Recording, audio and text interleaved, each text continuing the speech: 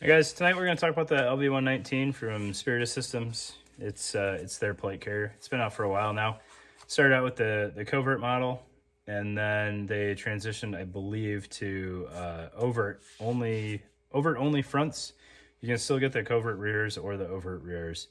And then they recently pushed out a batch of their over the beach, which incorporates a lot of mesh to it. So if perhaps you haven't looked at one of these because you were waiting on the over the beach model, this will give you kind of the intro to it, and then you can look for the finer points on the differences. But we'll get this on the table and run through it. It's a unique plate carrier. It's got some interesting things going on it.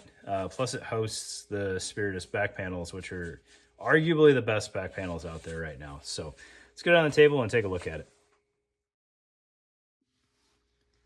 All right, so before we get too far into this thing, I do want to swap out these plates so it's a little bit easier to manage on the table. But right now I've got medium ESAPIs and backers in here, and it is a medium LV-119. Some people recently have given me a hard time about using ESAPIs and backers as the baseline because they're not the most common plate out there.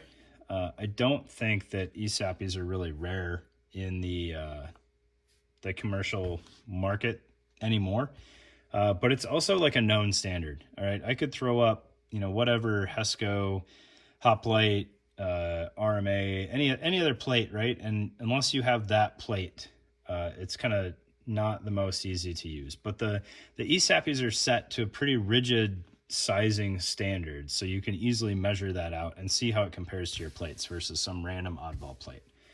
All right, so additionally, with it being marketed as a duty quality plate carrier, I just wanted to show it with duty plates in it and see how they fit. So this is not uncommon these days to have a little bit of plate, a little bit of backer sticking out the bottom. The Velcro lines up pretty well, and I probably could have muscled that in there just a little bit further. So it does fit, medium ESAPIs and backers in their medium, which is kind of what I would expect from a plate carrier. So with that out of the way, we'll get these plates out of here and run through some of the features, right?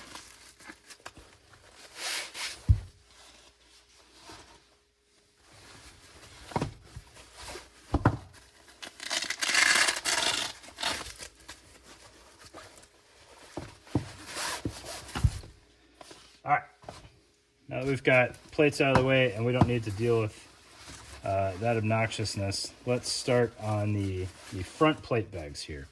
All right, so one of the kind of main, most notable points about the LV-119 compared to other plate carriers is the rather straight shoulder straps. All right, that's really a take it or leave it kind of thing. All right, you either enjoy the angle that comes off of the Cry plate carriers, or you like the straight shoulder straps on the Spiritus. And it's really no slight on either side, right? Like whichever one works for you. And I'm glad that there's options out there for people. That said, I do not prefer the straight straps. All right, I have heard people say that the Cry ones are too extreme, and that's possible. I haven't, done the angles compared to other things on the market. I kind of look at it as either straight or angled. And the angled ones tend to fit me better. All right. That said, it's not uncomfortable, but you may or may not feel it on your neck and your shoulders a little bit more than you would something with an angled shoulder strap. All right. Looking at the front plate bags here, so you've got Velcro, lower field to engage with placards, which really, Molly down here these days is pretty uncommon, especially if it's also set up to use placards.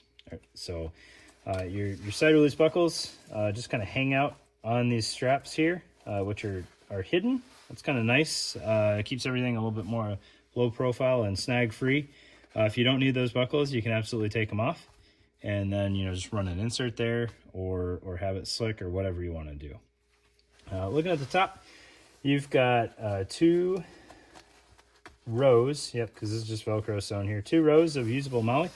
4 columns, so it fits your end user devices or smaller admin pouches just fine. And then you've got some webbing coming off of the sides there for push-to-talk mounting and what have you, right? I do believe this is a solid pass-through here. Maybe. I could have sworn it was pass-through. It goes somewhere. Where does that terminate?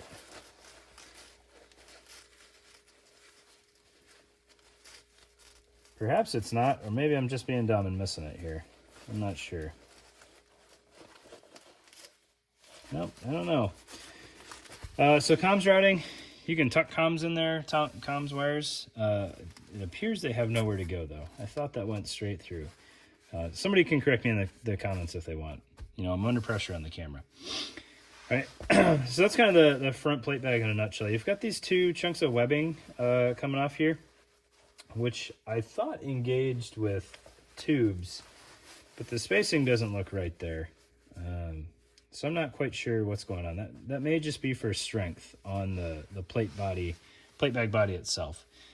I'm sure somebody will call me out and let me know that I'm stupid if I'm wrong on that, though. All right. Looking at the interior face of the plate bags, the front plate bag has this big stretch pocket here, which is kind of a tweave type material, if not tweave itself. You also have that running the length of the sides of the plate bag. So, you know, you can fit whatever you want in there. Maybe one of those Focus, I think that's how it said, Focus IFAC kits, the plate bag IFACs. That might fit in there. You put, you know, some SSE type stuff in there. I've heard of folks carrying blood bags in there, not full blood bags, but blood bags. Nonetheless, signal panels, kind of whatever you want. I don't find it overly accessible for me, so I'm really kind of a take it or leave it feature for me. But it's there, and if it makes sense to you, run with it, because why not, right? The Velcro orientation on the plate bags, you've got hook coming off the front pocket there to secure to the loop on the body side. So trying to do that, make note of that for dangler compatibility. I don't know which danglers necessarily have that, but that's the orientation that you need to worry about. All right, so it's a pretty drama-free front plate bag, right? Looking at the shoulder straps here, try to get this out of the way. It is, you know, 2 layers. You've got your rear straps coming off the back, which is hook facing down, and then loop coming off the front bag facing up. So this will marry with your Cry plate bags. So for whatever reason you want to use JPC front and Spiritus back, or Spiritus front, JPC back, you can do that. They're not going to line up perfectly well angle-wise, but they will line up, and then you can kind of clean that up with the shoulder strap sleeves there. So that will work out okay.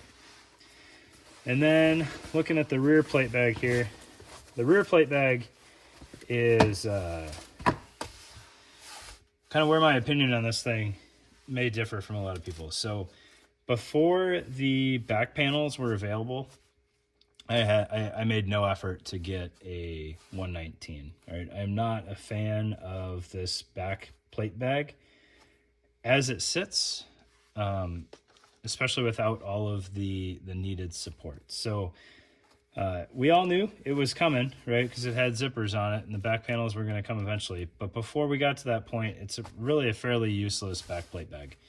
You've got this one row of molly webbing about midway, and then a row across the top that you could use to potentially mount something, but not anything very well. If you put like a hydration pouch on there, you know, you'd only have it mounted in 2 spots, so it could sag in the middle here, and then it could, you know, flop on the bottom, which wasn't ideal. If you go back, I've got a video on how to mount a Haley flat pack on here, and that needed some kind of arts and crafts as well to make it work. So before the plate bags or the back panels came out, there really was no selling point to this thing for me. Now that they're out, the back plate bag has a lot more utility, because I do like the Spiritus back panels quite a bit. I think they're very well done, and one of the stronger options out there. Right. And then, you know, that was compounded by the cummerbund mounting, which I absolutely despise. I hate it. It works and it's totally functional. I don't enjoy working with it, and it was icing on the cake to not get one. All right, so we can kind of see it looking in the plate pocket here. You've got this this grid that's in here with a bunch of holes cut in it, laser cut holes, which are for shot cord routing. And then you've got pass-throughs under the zipper that then go into the rear plate bag right here. And what would happen is you'd have to feed the ends of your cummerbund in and then route it and kind of secure it to this grid, all of which is being done inside the plate bag. And then you really can't do it with the rear plate in there. So sizing was a multi-step process. You had to, you know, push your cummerbund in and then put your rear plate bag in, throw the thing on, try to figure out how much slack you needed without pulling out too much, and then come back, take the plate out, and then try to secure it in the same spot. All right, so I will say the routing on the stock Spiritus cummerbund was a little bit cleaner than on a JPC style cummerbund. So you've got at least on the elastic ones, the skeletal cut Spiritus one is kind of the same thing as a Cry. But so you just had the 3 routing loops, and you didn't need to really weave as much. You just kind of got this where you wanted it and then tied it in place. Versus with the skeletal, where you've got to use the molly and really make sure you've got the slack taken out where you want it to. This is not one of their molly cummerbunds. I've got one of their skeletal cummerbunds right here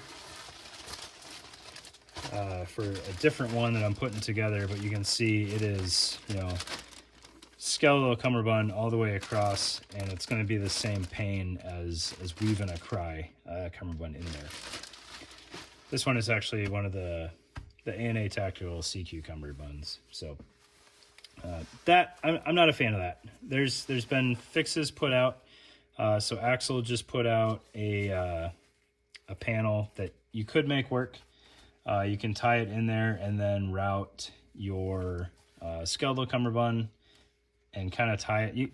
I don't know. There's different adapters that make it less of a pain to work with, but I do not enjoy that. All right, and I'm really beating that to death, but it was a thing, and it's still a thing.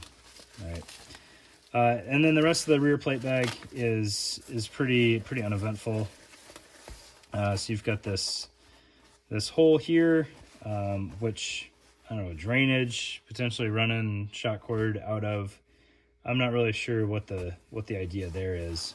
Let's see if we can try to run down this routing here. So these plate bags are a straight pass through all the way into the plate bag. So if you need to run comms cables through there or something, you could run it down your shoulder strap and then come out over by your cummerbund if you needed to, so you can mount, you know, an antenna or something like that. I'm really wondering where this front plate bag routing goes. I don't like leaving you guys hanging. Yep, that really doesn't connect there. So the top strap here just comes into the plate bag, and then this doesn't go anywhere. Man, I really thought there was something else to that. Sorry guys, letting you down. All right, but that's kind of the 119. I probably talked too long because there's not too much to talk to about on the LV-119. You've got the 2 different cummerbund options, the elastic celled with this rear mounting, and then the Spiritus skeletal cummerbund. So I tried this one out a little bit. Not a huge fan of pure elastic. It just limits too many options. And then we've got the skeletal that I'm going to try out. I didn't realize the skeletal was reinforced. They do have some stiffeners in there, so that's a positive, win on that. And we'll see how that plays on a different plate carrier that I'm putting together. But there you go. There's the Spiritus LV-119. Got a new gray plate carrier to replace this one, and I got a donor rear bag, which is the part that I care about. So this thing will go up for sale. Nothing wrong with it, but just wasn't quite my cup of tea. So thanks guys, appreciate your time.